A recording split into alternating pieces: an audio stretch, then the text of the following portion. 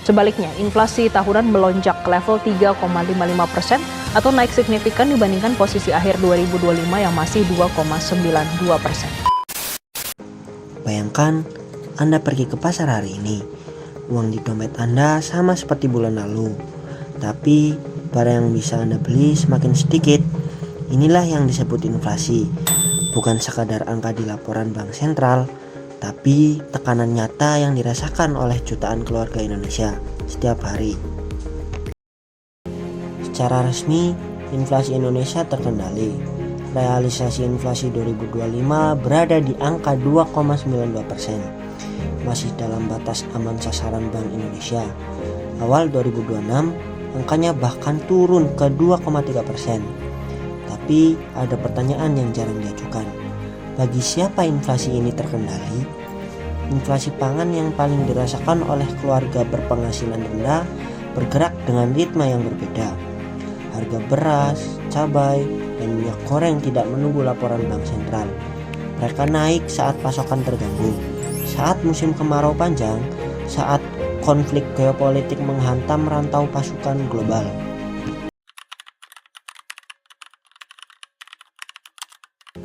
Indonesia adalah negara di mana 50 hingga 60% pertumbuhan ekonominya bergantung pada konsumsi masyarakat. Artinya, daya beli rakyat bukan hanya isu sosial. Ini adalah fondasi ekonomi nasional, dan fondasi itu sedang diuji. Lembaga riset Indef mencatat daya beli masyarakat masih di bawah 5%, dan ini menahan laju pertumbuhan ekonomi. Generasi milenial dan Gen Z semakin sulit menjangkau harga properti. Rencana liburan dicoret, cicilan kredit kian berat. Pemerintah merespon, menjelang Idul Fitri 2026, bantuan pangan disalurkan kepada 3,2 juta keluarga penerima manfaat. Operasi pasar digelar di lebih dari 28.000 titik di seluruh Indonesia. Akademisi menilai kebijakan ini berhasil meredam gejolak harga. Tapi pertanyaan yang lebih dalam tetap ada, sampai kapan negara bisa menopang daya beli dengan intervensi?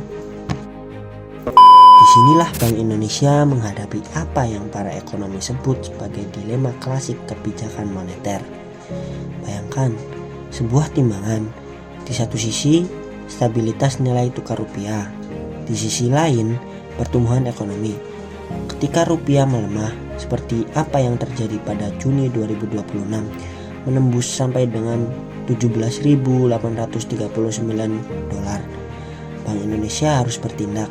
Salah satu caranya menaikkan suku bunga. Suku bunga tinggi membuat aset rupiah lebih menarik bagi investor asing. Arus modal masuk, rupiah menguat. Tapi ada harga yang harus dibayar. Suku bunga tinggi berarti kredit lebih mahal. Dunia usaha mengerem ekspansi, konsumsi masyarakat melambat, dan pertumbuhan PDB yang sudah berjalan di angka 5,61% beresiko tergerus. Sebaiknya, jika suku bunga diturunkan untuk mendorong pertumbuhan, rupiah bisa makin melemah, impor makin mahal, dan inflasi impor justru menambah beban rakyat. Tapi bukan berarti tidak ada jalan.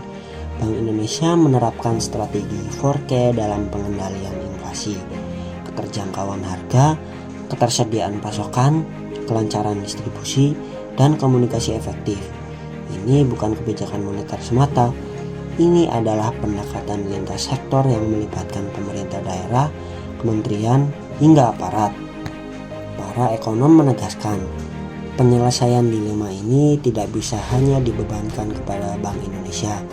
Diperlukan sinergi yang lebih dalam antara kebijakan moneter dan fiskal, reformasi struktural yang nyata, pelindungan daya beli yang berkelanjutan, bukan hanya melalui bantuan musiman, penguatan ketahanan pangan domestik agar tidak terus tergantung pada impor, dan tentu peningkatan pendapatan real masyarakat yang melampaui laju inflasi.